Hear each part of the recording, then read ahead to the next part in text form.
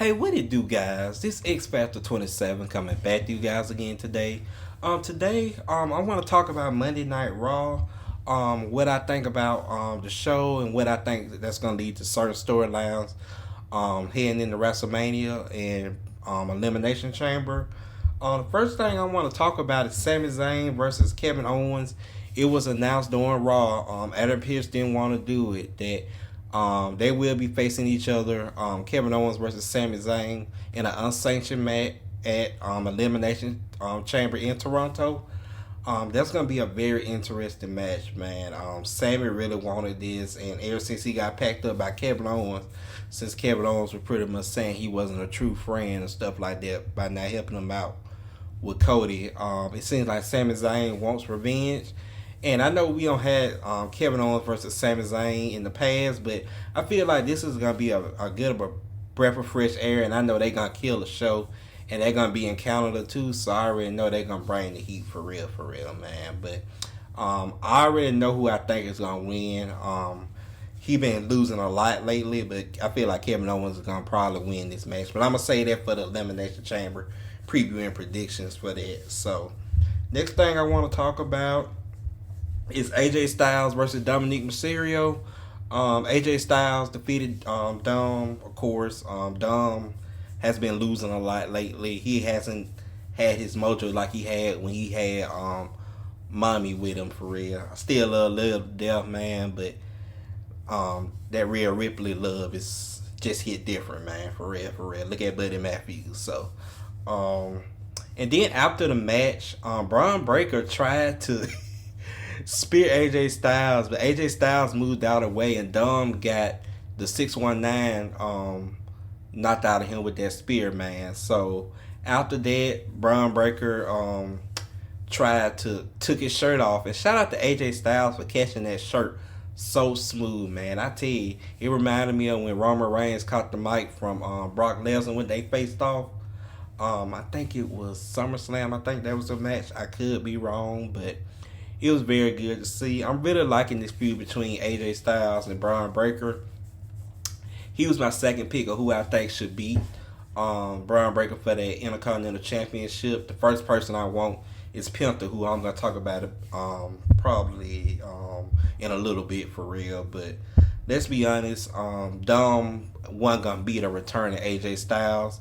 And of course, Finn Balor, I'm going to talk about him a little bit later, was pretty much saying still no new members, man. But I feel like we're going to be getting some new members in the Judgment Day sooner rather than later, man. So we're going to see. So next match, we got Dakota Kai versus Ivy Nile. Dakota Kai wins the match, and she is gets a shot at Vicarious Women's Intercontinental Championship. I have very mixed feelings about this, guys. Dakota Kai just lost to Vicarious to be the one to be the inaugural champion, and now she's probably gonna take another loss to Vicarious again for that belt. I would have really liked for her not to be even in the match, because I keep hating for Dakota Kai to keep piling up losses like that, man, because she's too good of a wrestler, and I really feel like she should have been the one to be the inaugural champion, in my honest opinion. I like Dakota Kai a lot, man. I watched her and Selena's podcast. Listen to her podcast, excuse me. And I really feel like she really deserves a chance with that championship. But she's probably going to lose again. That's just going to make her momentum go down even more. I would have rather had Ivy Nile face somebody else and she wins, since she was the one that eliminated Vicarious at the Royal Rumble, man. So they had a little story there for real. Unless Ivy Nile interferes during the match or whatever. But Dakota Kai defeated her, and now she's probably going to face Vicarious. Could be next week on Raw. Could be at Elimination Chamber. We don't have the official card yet. So either way, I wasn't that happy about Dakota winning. I love her to death. But I feel like she shouldn't have to take another loss to keep feeding Vicarious and stuff like that. So next I want to talk about Gunther. He did the Yeet entrance, not with the Yeet and all that stuff, but he went through the crowd, and this is what I wanted. This is kind of building up to making it seems like this match is really important and it's gonna be hopefully a good match. Gunther went through the crowd and was just talking smack about Jay, the crowd, and everything. Pretty much, you know how heels are. Gunther loves that crap. Call him loser, Jay a loser, telling him he should have faced Cody, da da da da da. And then he threw the mic to Pat McAfee. It was funny how he threw the mic to Pat McAfee and asked him, do he think Jay Uso has a chance of beating him? And shout out to Pat, man, for having the balls to say, yeah, I hope he do beat you.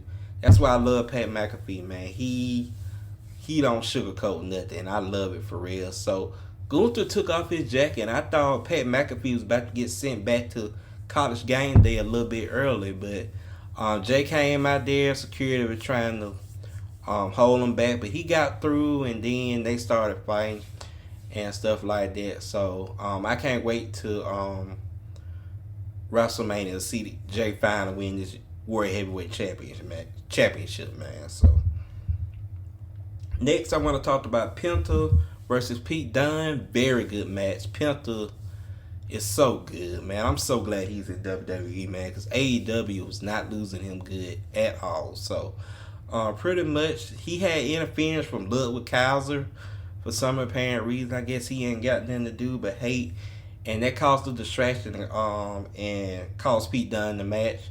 And Penta won it, and then Ludwig Kaiser attacked him, and then Pete Dunne, but then they both, Penta took care of, then Pete Dunne got some licks in on Ludwig Kaiser, man. So it seems like they're going to be like having a triple threat match, I don't know, down the road and stuff like that, but let's be honest, whoever Penta faces right now, he's not losing to him, because they really building Penta up to be that dude for real, for real. Because I don't know how much Ray got left in the tank, man, but it seems like Penta is that dude for real, and he's going to take over the reins once Rey Mysterio hangs up that mask or whenever, till Ray Phoenix comes and they go out to tag team gold, but I'd rather want Penta to just do his own thing right now. So, next thing I want to talk about is Roxanne Perez versus Raquel Rodriguez. Roxanne Perez actually won the match, which shocked me a little bit, but let's be honest, she just got to the main roster, and I'm really loving Roxanne's gimmick, man. She is such like a little bratty girl, like the little bratty school popular girl that you have in high school and stuff.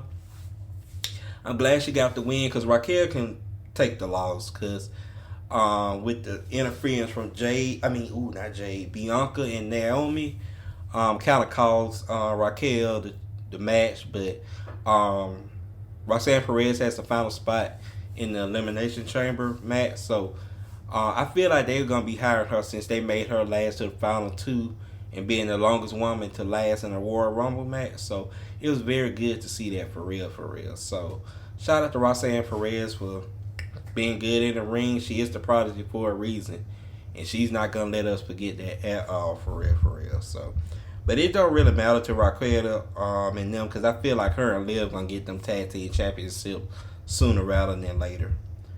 All right, the New Day, or should I call them the Hate Day, goes on about Ray talking about Rey Mysterio. Then they talked about Big E calling him a lazy A. And stuff like that. So Xavier Woods did, excuse me.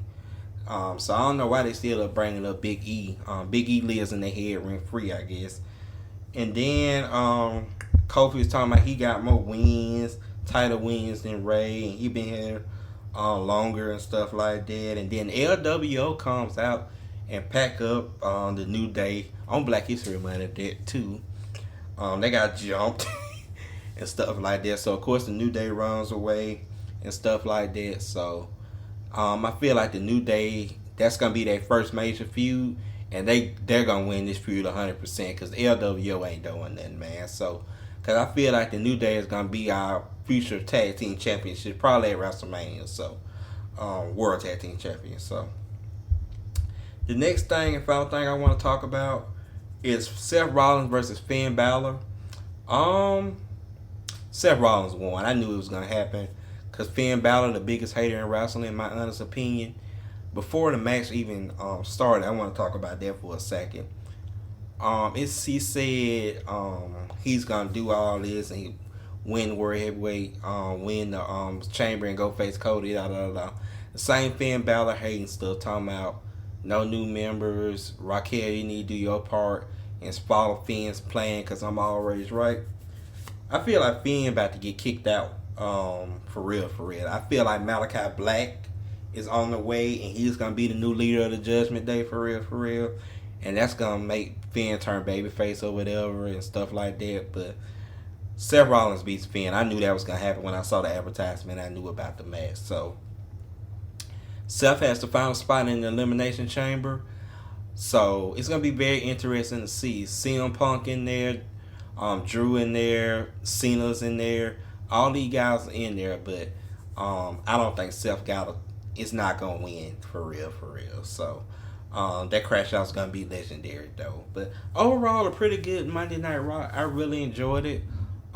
Still some stuff that we still developing for the pre-ultimate Raw for Elimination Chamber. But we're gonna see, man. But other than that, y'all have a good day and X Factor out.